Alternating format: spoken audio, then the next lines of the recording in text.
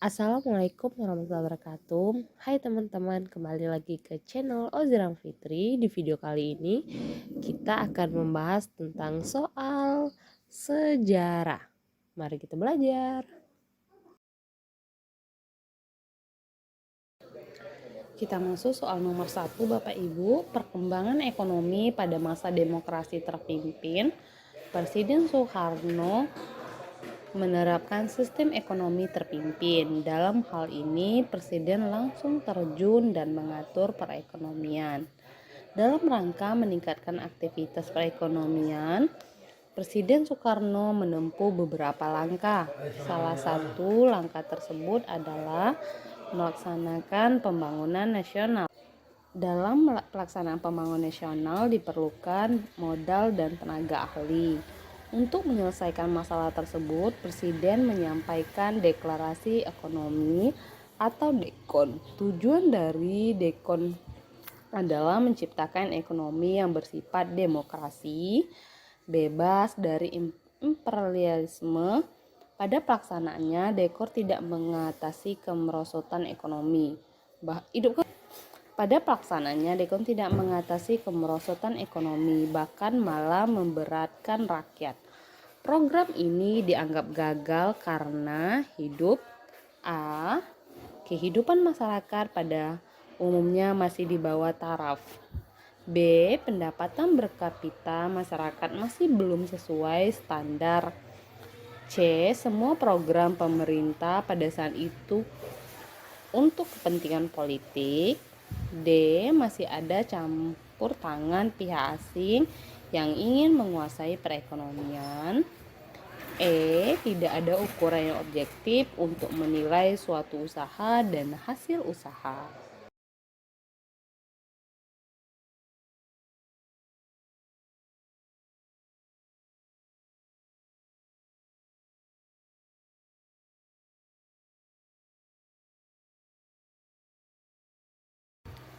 Jawaban yang benar yaitu E. Tidak ada ukuran yang objektif untuk menilai suatu usaha dan hasil usaha.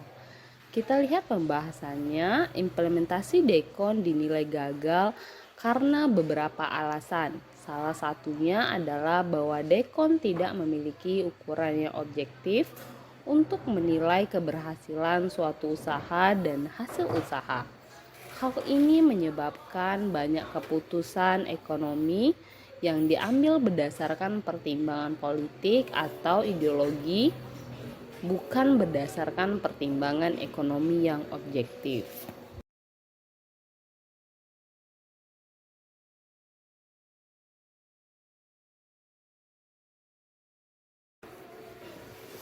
Kita masuk soal nomor 2 Bapak Ibu. Pada bulan April 1943 dikeluarkannya pengumuman oleh pemerintah Jepang yang memberikan kesempatan kepada para pemuda untuk menjadi hyo. Hyo adalah A. Prajurit Belanda yang tunduk terhadap kekerasan Jepang. B. Barisan pemuda yang dididik dengan latihan semi militer. C. Prajurit cadangan yang dibentuk oleh Jepang. D. Tentara Indonesia yang dipersiapkan untuk membantu Jepang. E. Barisan pemuda yang diberikan senjata perang.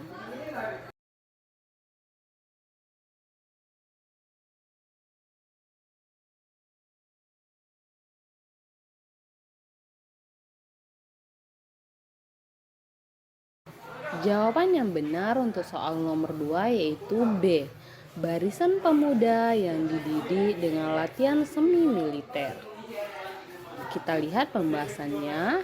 Hyo adalah istilah yang digunakan oleh pemerintah penduduk Jepang di Indonesia selama Perang Dunia Kedua untuk menyebut barisan pemuda yang direkrut dan dididik dengan latihan semi militer.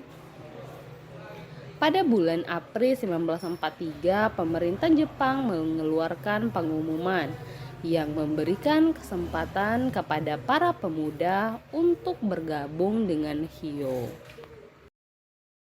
Baiklah Bapak Ibu, kita masuk soal nomor 3 ya. Pertempuran Ambrawa yang terjadi pada tanggal 20 Oktober 15 Desember 1945 diawali dengan kedatangan tentara sekutu yang dibonceng Nica dan mendarat di Semarang. Pertempuran tersebut dimulai pada tanggal 23 November 1945. Pertempuran berakhir pada tanggal 15 Desember 1945 dan Indonesia berhasil merebut Ambrawa. Urutan peristiwa sejarah tersebut menunjukkan konsep berpikir diakronik karena A. Peristiwa Ambrawa diuraikan memanjang dalam waktu terbatas dalam ruang. B. Peristiwa Ambrawa diuraikan dari aspek sosial dan politik masyarakat Indonesia. C. Terjadi perubahan yang dapat mendorong pasukan Indonesia memenangkan pertempuran tersebut. D. Keberlanjutan di mana peristiwa tersebut memberikan semangat nasionalisme kepada para prajurit Indonesia. E. Peristiwa tersebut menunjukkan adanya fakta sejarah yang dapat dijadikan bahan historiografi.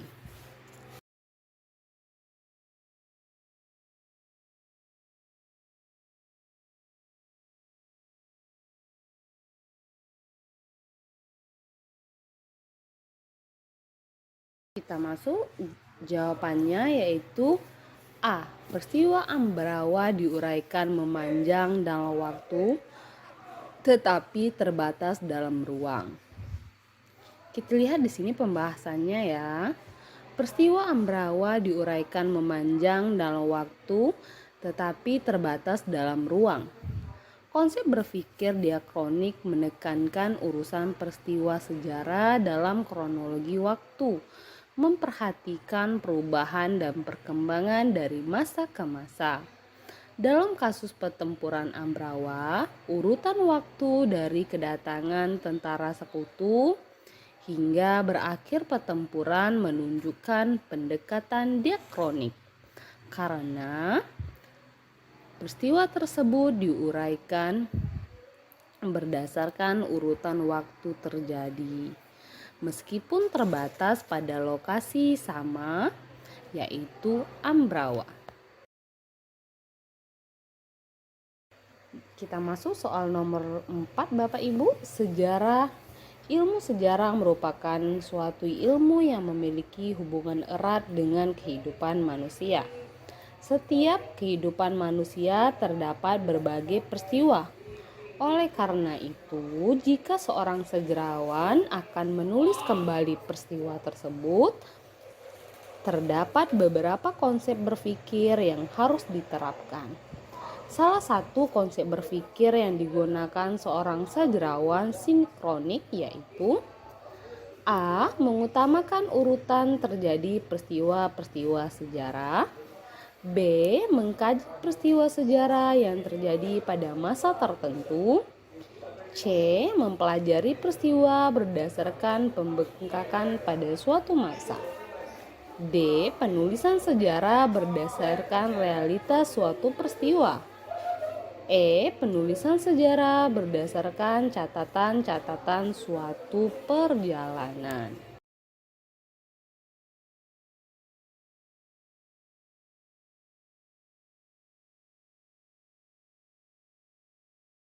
Jawabannya B. Mengkaji peristiwa sejarah yang terjadi pada masa tertentu. Kita lihat di sini pembahasannya Bapak Ibu. Mengkaji peristiwa sejarah yang terjadi pada masa tertentu. Konsep berpikir sinkronik dalam sejarah menekankan pada pemahaman terhadap suatu periode waktu tertentu dalam sejarah. Masuk soal nomor 5, wujud pengaruh agama dan kebudayaan Hindu-Buddha bagi masyarakat Indonesia.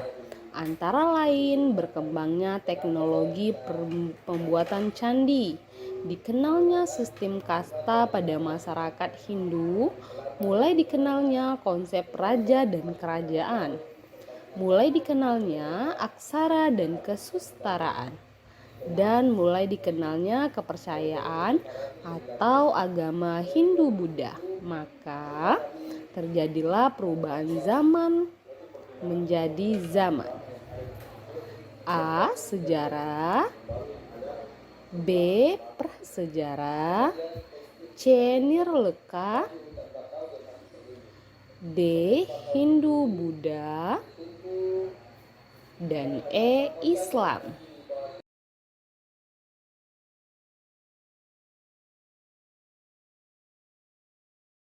Jawaban yang benar yaitu D. Hindu-Buddha. Kita lihat ya pembahasannya.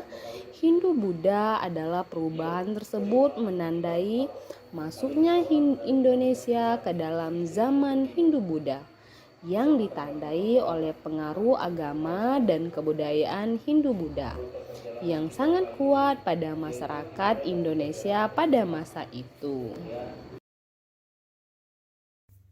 Baiklah Bapak Ibu, kita sudah hampir di penghujung video. Terima kasih sudah menonton. Jangan lupa subscribe and follow Ozrama Fitri biar saya semakin semangat untuk membuat videonya. Bye bye. Assalamualaikum.